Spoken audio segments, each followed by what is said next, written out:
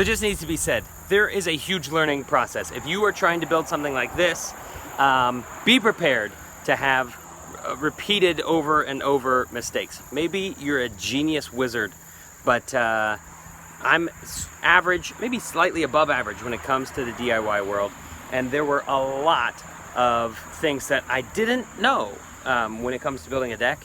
So maybe if you have a complete plan on here's how to build it, then that would help. Or maybe if you have a lot of research and like you're already prepared.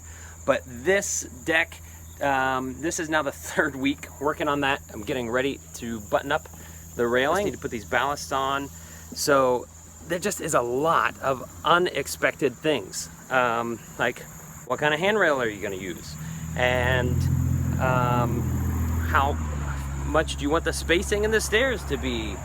And what spacing do you want here? And what kind of, do you want to set these 4x4 posts on the inside of your rim joist or on the outside? And if so, then how's that going to affect how you hang your ballasts? And what are you going to do for the top here? And like just all these questions. So anyhow, right now I'm going to just trim the top of this handrail.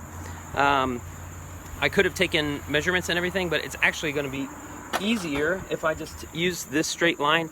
Heard from a carpenter friend, he said it's always easier to take your wood, put it in place, and then put a line on it and then make your cut, instead of relying on measurements and then, you know, transferring from the tape to the wood.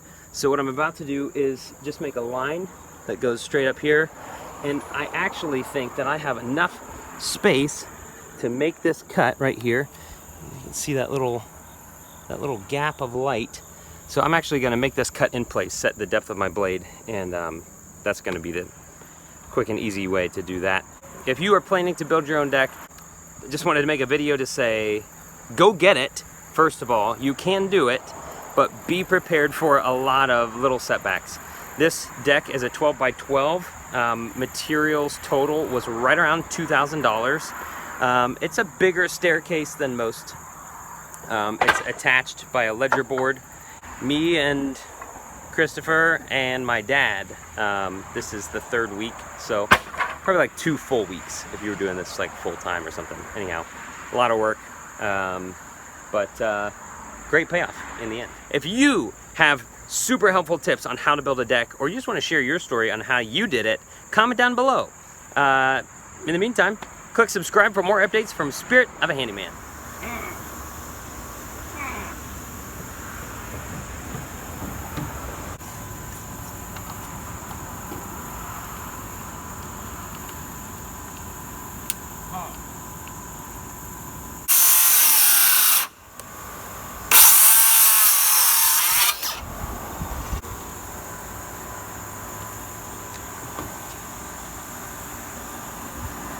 So the best way we found to hang spindles is to have a 2-man team. This battery is right at 3 inches, and so I simply use that as my jig. So set the one ballast up, go ahead and tack in the top. While I'm doing that, Chris is working on the bottom of the second one, using a level to set that up, and tag all of these out in about 30 seconds per ballast. So not too bad. He's got the spirit of a handyman, a handyman.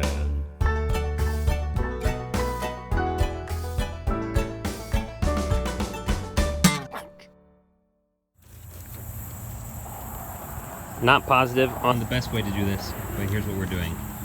Underneath this, we have a base of concrete dug down 4 inches below all these bricks. These bricks are serving so that you don't have like a muddy spot at the bottom of the steps. But we need to grout in between all the bricks so that they don't move. So we're gonna just dump this big bag of sand down, turn it into some kind of sand sculpture, smooth all that sand in between the cracks, and then wiggle all the bricks and pour water until all the sand settles, and then we have a nice base. As you can see, now we have a little beach spot. That's cool. I think as Chris goes, you'll eventually start to see bricks again. I'm not Positive.